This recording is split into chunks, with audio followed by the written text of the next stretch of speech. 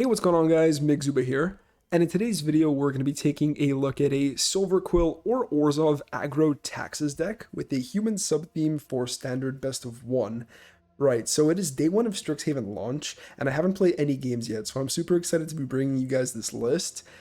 We have to obviously be playing one of the couple colleges that we can, and since SILVERQUILL or Orzhov is very heavily supported, we're going to be playing a archetype that is in that color combination. Right, I'm just going to move this land here. So, brand new cards, we're going to go over those first. We have the SILVERQUILL Silencer, so 2 mana 3/2, so great stat line. 1 white, 1 black, human cleric. So we have the human subtype, which is super relevant for our deck. When it ETBs, you choose a non-land card name. Whenever the opponent casts a spell with that chosen name, they lose 3 life and you draw a card. Now, you want both sides of this card to be relevant. You want the life loss to matter, which is why we're in a pretty aggressive shell. And obviously, we want to be drawing cards. So this is like the beginning of our kind of tax theme, and it draws us into SILVERQUILL on day one. Now, other new cards we have the Elite Spellbinder. Now, this kind of follows up on our, not exactly taxes theme, but it helps us with our plan. Basically, 3 mana 3/1 flyer is a pretty solid stat line. When it ETBs, you look at your opponent's hand, then you exile a non-land card from it. And then as long as that card remains exiled this way, its owner may play it. A spell this way casts 2 more to cost. So it taxes the opponent on the spell they would want to play ideally the next turn, or basically you can make it a lot more difficult for your opponent to cast a certain spell.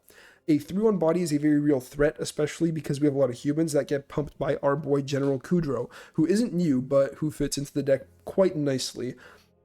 Other new cards, we have a bunch of them, but they don't exactly play with our taxes theme. We have cards like Vanishing Verse. Now, this is a black-white instant removal spell, exile target monocolored permanent. Now, this card is crazy. The reason I'm not playing too many more copies of it day one is because I expect a lot of people to be in these, not guilds, but colleges, meaning we're going to see a lot of multicolored permanents and a lot of multicolored creatures on the battlefield, at least I think. So this is more of a meta call. I think as the format develops, this card is going to be, or you're going to see if this card is really good or really bad, and when to play it or not. But for day one, we're just going to be running one copy. The last new card that is in the land is the SILVERQUILL Command. Sort of like a flavor thing, kind of like a quote-unquote top end to our deck. If this card was an instant, I'd be super excited about it, but the fact that it is a sorcery makes it a little less hype. We choose 2, so we can either make our threat bigger and give it flying, which can help us close. We can reanimate something with mana value, because they change that to our less from your graveyard to the battlefield. And as you can see, we have a fair amount of 2-drops and a decent amount of 1-drops. We have like 6 of them. You can either draw a card, lose a life, you can technically kill your opponent with the 1 life loss, keep that in mind, and you can target opponent sacrifices a creature, so you can make your opponent sack a thing if that is what matters. So we surround these new cards with fairly like aggressively statted bodies that also try to punish our opponents, like Redain, a 2/3 flyer. You guys know this, basically taxes our opponents out of board wipes. We have the Skyclave Apparition, just 1 copy, remove a creature. That's it for we have Kudrow as the Lord because we do have a lot of humans. Like if we check this, we have 21. So while cards like Redain and Skyclave Apparition, as well as our dog, aren't humans, everything else gets the +1/+1 buff from Kudrow, which is the main reason why he's here. You can also use him as a removal spell, but that's not exactly priced to move. So, other humans we have, just to fill out the deck, some aspirants. If you want to go more tax heavy, you can run more acquisitions experts and the 1/2 flyer that takes a non-creature spell, Kitesail Freebooter. You can go with that, which is a pretty cool addition if you really want to go tax heavy. And you can cut some of the removal to add the new SILVERQUILL Hand Hate spell, which is another option if you're worried about that. But yeah, so we have this as a human that just makes our creatures bigger because we are a taxes deck, so we do need to kill our opponents. Hollow Blade kind of taxes our opponents for trying to remove it, makes them discard cards, which is pretty cool. It's also a human. Acquisitions Expert. We have a bunch of party types, Warrior, Cleric. I think we have some others in here. I could be wrong. Yeah, we have another Cleric. So if you have more than 1 party type on the field, Expert gets better. It's not super aggressively statted, but it does fit with our playstyle of trying to tax our opponent, as well as being a human that gets pumped by Kudrow. Dark Tactics, older removal spell, but again, really solid. We are the human's archetype, so we usually don't get punished. Exile target creature. So 3-in-1 split here because this deals with any permanent, but it has to be monocolored. This can deal with multicolored things. Yeah, that's like the main reason for that difference. Some Bloodchief's Thirsts to fill out the curve at 1. I expect a lot of aggro day 1. Lots of people like to play mono red, which is why we have a pretty aggressive deck, but it can deal with creatures as well. Selfless Saviors protect your powerful 2 and 3 drops. Giant Killer, removal spell, or a decent 1/2 body that can tap a thing, as well as being a human. Mana base. So we're not playing 4 Snarls. We can, if you really want to, but that means we'd probably have to go heavier on swamps and plains, so like not run Awakening. Basically, this card is really dead in the mid to late game. You want to play it as like your first couple lands, like within the first couple lands, you always want to play this because you want to be able to reveal the card. So top deck late in the game, once you need to hit an untapped land, it is a tap land, which can be unfortunate. So it is a good card, but I don't think we should be going past 2. Time will tell, but for day 1, we're just going to be playing 2, which is why I'm not forcing myself to run way more basics than I would. I am actually running more. I typically run 4 Fabled Passage, maybe a couple more DFCs, but we're just testing the 2 out. Aside from that, we have actually pretty even split based on the Aghanim Awakening and the Castle Lockthwaite, which I am worried might ETB tapped some of the time, but I think that's alright because Castle is just that powerful. So that's going to be it for me, guys. Deck will still be in the description down below, as always. If you like the deck, be sure to drop a like on the video and consider subscribing. It motivates me to make more content. So that's going to be it for me, guys. Let's get into some games. Yeah, hand is good. No 1-drop, but we have plenty of 2 and 3s. Or we have 1/3, plenty of 2s. And we have good mana for like the first time ever, which is cool. The boy got Cody as well. Much respect. I actually don't like that book, but it is what it is. Not the biggest fan. I suppose we could just play this tapped. Nothing else to do on 1, really.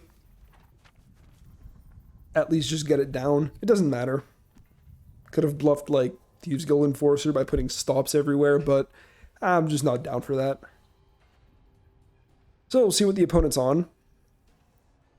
If we see like basic mountain, I'll probably play the silencer name like Rob Brotherich or something like that. If they're on black, I might play it name like Heartless Act or Eliminate. We'll see. Because Luminarch Aspirant plays really well with Heartless Act. Opponent's not doing anything. They're on Dimir. Okay. So that can be rogues, that might be rogues. We can't name creature spells though. Which is a little annoying. So do we get like anti-Heartless Act right now? And then just get this down, name Eliminate? Or do we just get this down, name Eliminate first? This gets more value over time, and I want to see if they actually are rogues instead of just Dimir control. So we'll start with the Aspirant. Ah, they are rogues. Okay, very good. Uh-huh. That was a fair amount of land. At least they're milling us for the Awakening. That's a lot of silencers. Okay. Let's see if they take this block first. I could have played this pre-combat and tried to get a counter on it. Or we could just go for Kudro. Maybe we're just supposed to go for Kudro, actually, which I should have done pre-combat if we were going to. Opponents on that thought. Yeah, you know what? I think I like Kudro here. And then we just go for double silencer next turn, try to lock them out of some spells. We can name like Drown in the Lock and stuff. So, okay. That's not bad. Oh, but we can't, for sure, because we don't have another white source. Jeez. Okay, so white source off the top, please. All of our silencers in one shot. So yeah, I'd probably name like Eliminate and Drown in the Lock. There's a Drown in the Lock, okay. So probably should have gone for that, all things considered. They have a Acquisitions Expert, which is cool. It means we can still technically double spell. So they might have a Thought Thief, which I think, do I have 8 cards? No, I don't. Yeah, they definitely have a Thought Thief. Sorry, not a Thought Thief, a Thieves Guild Enforcer. Let's see if they want to trade it. I don't think I really mind. Like, it's not great, but it's like a little bit annoying. Okay. So we go with this first. Ooh, hoo, hoo. Let's pay 3. Go with this first, because we don't want to name a card and they just discard it with Acquisitions Expert. That would be bad. Main decking miscast, okay.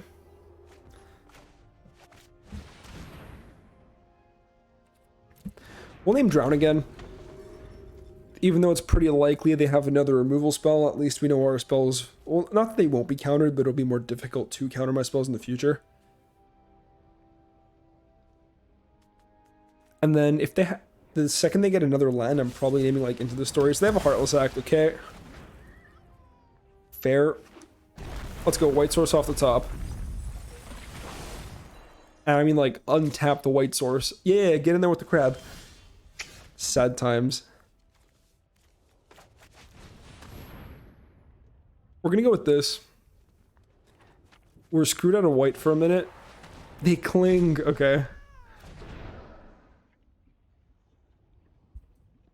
Into the Story. Yep. They're just gonna block. I mean, I could have also just tested the resolve, but like, you know. Ooh, so we gotta look at that hand. We gotta look at what we can play around. Show me your moves. Are we gonna see interaction right here?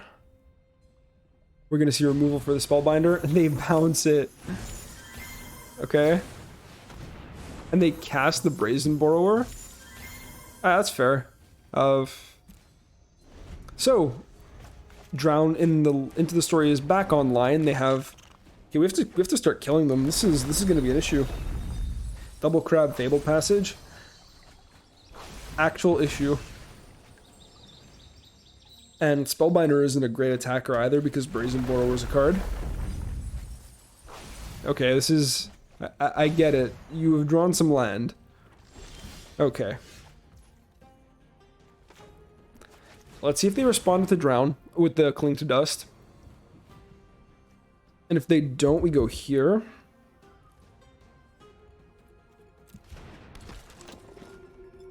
So that's fine. If I attack with the Spellbinder, they'll probably block. Then I think I'm just going to Bloodchief's Thirst after combat. I just want to get that down right away. Yep, they take the trade there, which is fine. Free chump on the crab. Let's kill one of the crabs. And we'll see if they want to...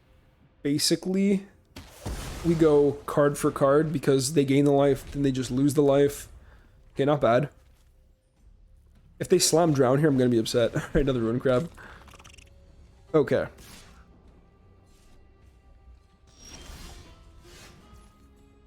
We're so screwed out of white sources, it's actually ridiculous.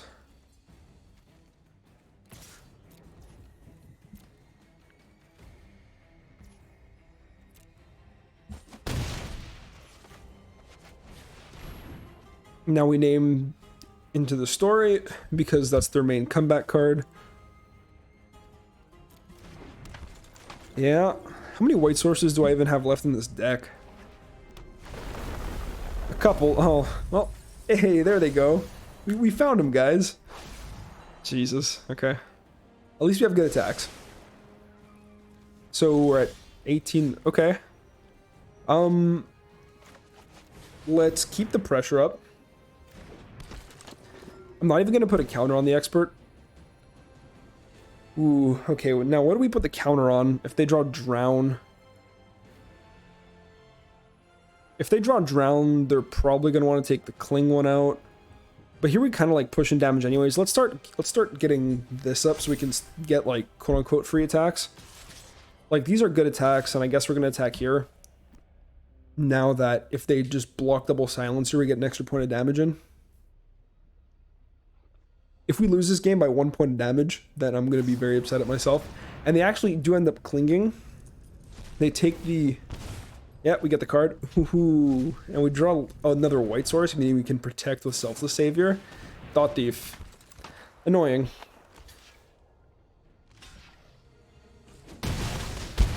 Good string of draws.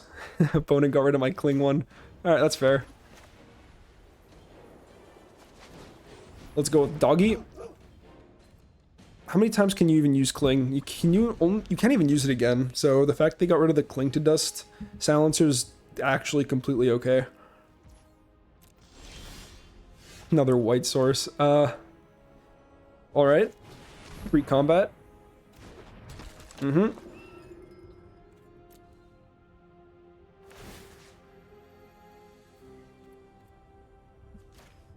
Make you with 3. Make you immune to Heartless Act.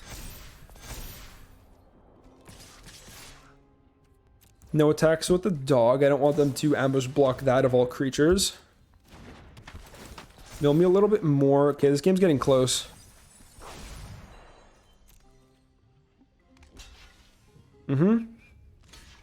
Okay. It's time to sack the dog, guys. He was a good boy. Now we need 2 black, so we put this on black. And we can draw a card. Alright, but we don't want to actually mill ourselves out. Opponent hits land. Jeez, okay, what's in this deck? Hollowblade, Redain, like, okay. There's some good ones. 1, 2, 3. So we're dead to a crab anyways, right? Like, we're dead to 1 land anyways, so we draw. Aspirant, okay. Last card is a Plains, so I mean, I can technically play it if I need the extra mana, which I don't know for what. So is there any way to basically force them into getting rid of their crabs? I can stack 2 counters on the Aspirant. Alright, well, I'm just trying to figure out. Yeah, I actually think I have to force them to block here. So hold on, let's just go into this. We put 2 counters here, and we can put 1 here. So basically, we're attacking for 4, 3, 3, 2. Let's say they block 4 and 3. They're taking 4. But yeah, they pretty much have to block. They can't not block anything. So yeah, we actually managed to pull it out. Whew, close game. Interesting hand. We have like a 1 kind of 2, 3. Let's go. Opponent is on that that mulligan. Feels good. I honestly think they did something to the auto shuffler. My hands have been way clunkier than they typically are. But maybe it's just this deck. I don't know. We'll play some more and we'll see. Alright, so hear me out. If I play this on white, then, and I draw the sinkhole, I'm going to feel like crap. Not the sinkhole. I really have to learn what that card's called. The Showland. That would just suck. But, you know, the odds of that happening are pretty low. The Snarl. I meant the Snarl, guys. It's a sad day. So we don't hold up Dire Tactics here. I have Kudro on 3 for sure. This can end up punishing us. We're on Boros. Sorry, Lorehold. Aspirant. Oh man. The punish is too real. And we draw. Guys, what's going on today? I think we can actually go for Kudro this turn. I don't think that's all that bad. I want this on white because this is going to be black, so the center's black. Alright. And then we exile. Because we have exile removal, I think we can take a turn off, and I think this is all okay. Alright. Kudro, come here, bruv. Also, we're drawing a lot of land. If my play pattern's like, if I hadn't drawn land, then I think I made the right calls. But yeah, we just drawn two straight lands off the top, which is awkward. Let's see what Yuki's on. I like guaranteed wanted to play Kudro on 3, and I didn't want to have to bolt in my Awakening because we had so many lands already. And we see a Clarion Spirit. Okay, that could be a problem. you have a 1-drop for that? No, you don't. You know, if they attack, I think I'll offer the block. And then exile the Clarion Spirit, and then we're pretty much at parity. Ooh, they don't. Interesting.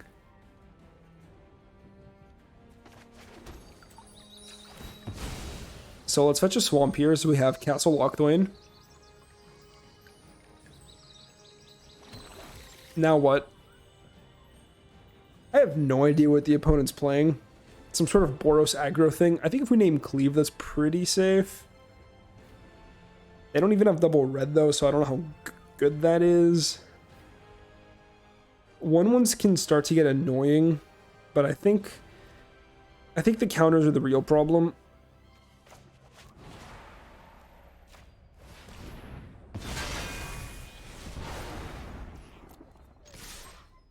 Let's get in there.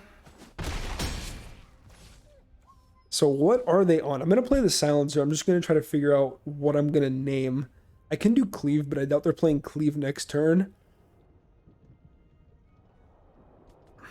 This is actually really tough. I think that's one of the problems with this card. I could just name Stomp, but Stomp doesn't hit anything right now. Could name Scalds. You know what? Let's go for Scalds. They're about to be on 4 mana. They might want it. Kind of looks like a Boros Scalds deck. Nice typing. Showdown of the Scalds. Okay. Kudro putting in work at buffing the whole team. And we can Agadeems for if we get one more land 6. And then we can kind of go crazy.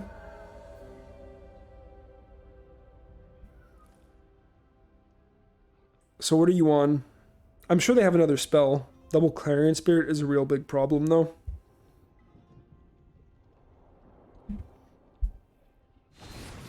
They do have Stomp. Man. Alright. Well, my logic was Stomp wasn't going to hit anything, but I guess it just might. Alright, cool. I guess we can name Cleave with this next one. Sacrifice 2 humans. Yeah, no thanks. I can attack with both of these. Actually, I can attack with everything, and they'd have to either chump or start trading. Like, they have to at least block with one of these Clarion Spirits, so I think it's fine to attack with all. And force them to either chump or start making trades. Like, that block is fine with me. If they're trading both their Clarion Spirits for this, that's okay.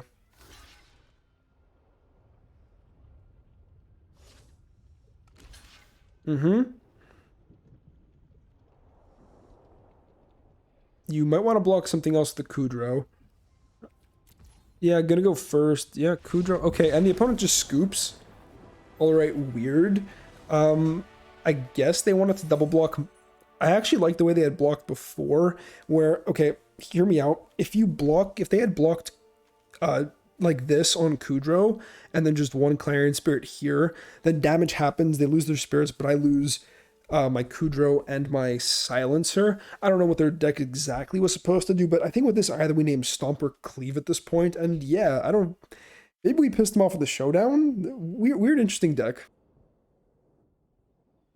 Okay, so this is technically white, so we start our curve a bit late, but I think it's too good to mulligan. Okay. And depending on what the opponent's on, we'll play accordingly. And they're on Speaker of the Heavens, good old mono white aggro. Okay. Cool. I do want to see some lands off the top, like the Snarl would be really good here, just to fix our mana a little bit. Kudro, I guess that's like fine. Okay. So we put down a Spirit instead of Expert because size really does matter against white. Like, let's say they have their own Luminarch Aspirant on 2. The fact that we got ours down first is very important. Yep, no attacks. Silverquill Silencer.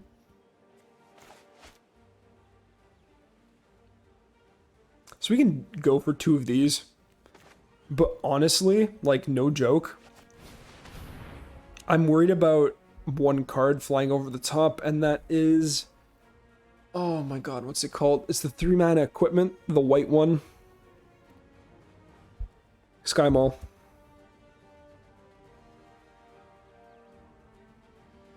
Maul of the Skyclaves.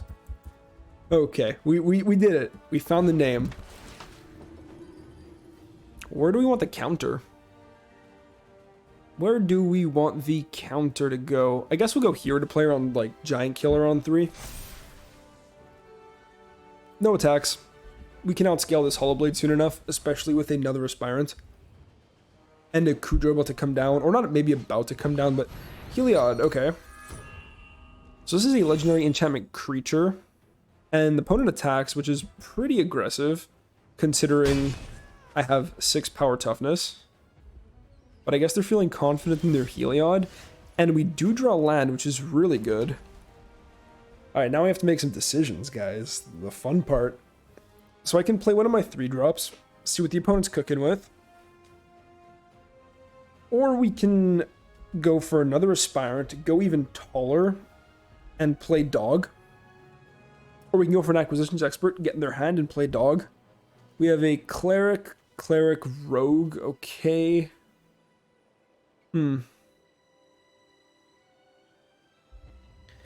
This gets to see their entire hand as well, and it's a flyer. But it doesn't guarantee that they don't get to play anything. I think we just go for the Aspirant, get some protection online, and the sooner we get these on the board, the more powerful they become.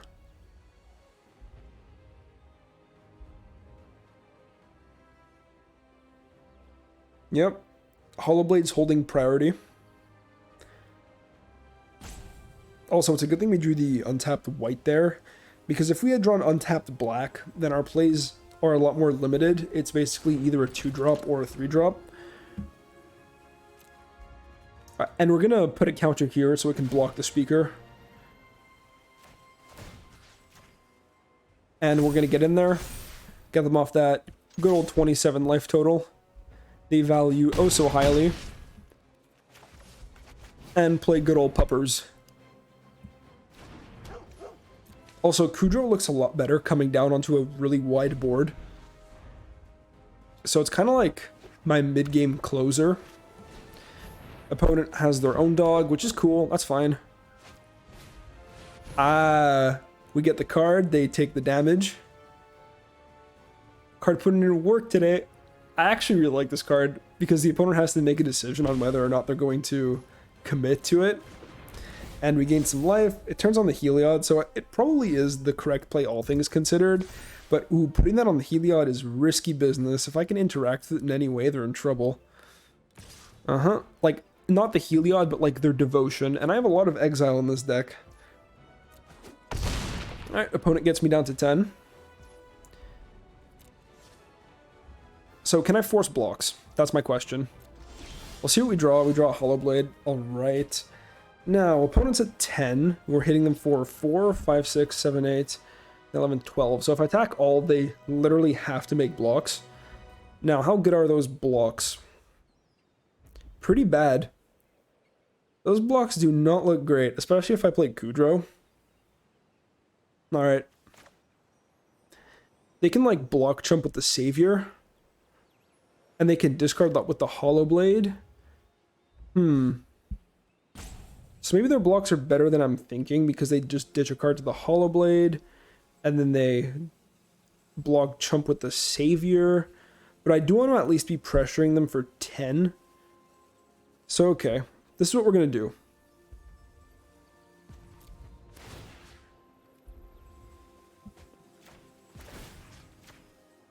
We're going to make you a 4/4. No Kudro. Because I think that's a little bit too aggressive. Now, do I attack with Dog?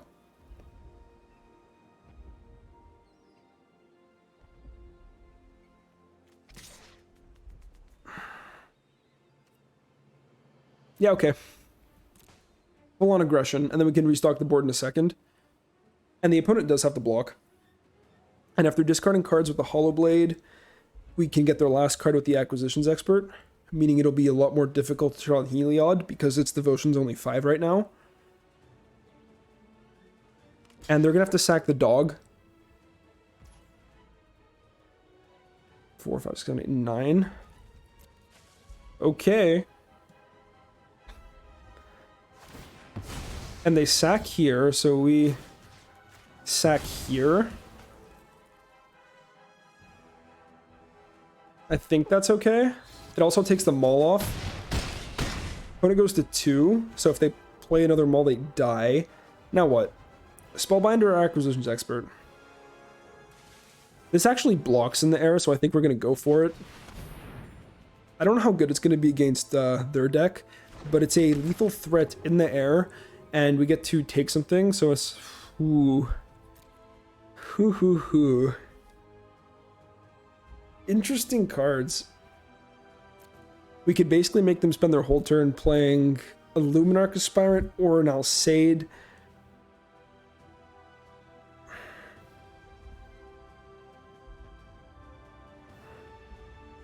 If they play the Aspirant, it turns on Heliod. They're attacking me for 5, 6, 7, 8. I'm not dead.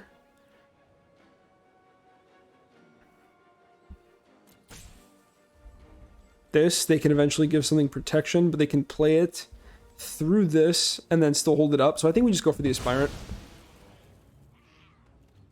Oh, but then they can give something lifelink with Heliod. Ooh, okay, maybe it was the Aspirant. Maybe it was the Alseid then. Because yeah, they can play Alseid, animate their Heliod, and give something lifelink, so they can go up to 5 here. I don't know if that... Or they can equip Sky Maul because of the land they drew. But we have a good blocker in the form of Spellbinder. And if they equip and we block, they don't have protection open. So this is an interesting game, especially because I haven't drawn any of my exile removal, which is really good against white. It's been a long time since I've been in a proper race with someone. And they suit up the Hollow Blade, okay. They attack like that. So this does force me to block something. I mean, I'm going to block either the Hollow Blade or the Heliod. It doesn't really matter. I suppose we could just go here. We take 6. Right? Like, we can't block here or we're just dead. So, yeah. Opponent goes to 3. And they scoop. Yeah, are they dead on the way back? Yeah, they are, because we... So I'm happy I put... I mean, I don't think it really ended up mattering, but yeah, so basically we just... They can chump, and they take 4 because of counters we put on. Yeah, we put like 2 counters here. It's a 5. They take 4, 4. They go up to 5, and they take 5 exactly. We could also play Kudro, make that even... Like, the math even more difficult. We can make them discard their Alseid. We can play Aspirant, make our, like... group even bigger, but yeah, we're a little stuck on land here. We managed to pull it out. Really interesting race. All right, guys, and we are back. So this was a lot of fun. Like, this is a pretty crazy deck to play, and this card is just so fun. Even if you don't get the draw off it, it makes your opponent make the decision of, am I going to cast this quote-unquote key spell or removal spell or whatever key strategy piece like Embercleave, Maul of the Skyclaves. Am I going to cast that and give my opponent a card and 3 damage, or am I going to play around it? And I really like the pseudo-tax this thing provides, as well as the 3/2 body. I just think it's so much fun to play with, even though you don't always know your opponent's hand. Like, Spellbinder is the only card that gives you a real read on the opponent's hand. You can make predictions based on how the game is played out and what the opponent's decks are. So if you're not very meta savvy, I don't know how much success you're going to have with this deck. And as you guys saw, like, sometimes I would name Drown in the Locker into the story and nothing would happen, but you can't tell me those cards aren't in the rogue's deck and aren't important to the rogue strategy, right? And against mono white, like, their main non-creature spell that we see is Maul, and then you see them actually cast the Maul because it's integral to their strategy and we get paid for the silencer. I don't know. The whole deck's just a lot of fun. We surround the whole thing with a very potent, aggressive shell. The exile effects putting in crazy work today. Big fan. You can honestly up these if you expect to play against aggro, which I played against aggro a lot today. We didn't see the command crop up, but I think that's okay. It's more of a fun of, you can cut it if you want, but it's definitely a decent card. So again, deck list will be in the description down below as always, guys, and I will catch you in the next one. Peace out.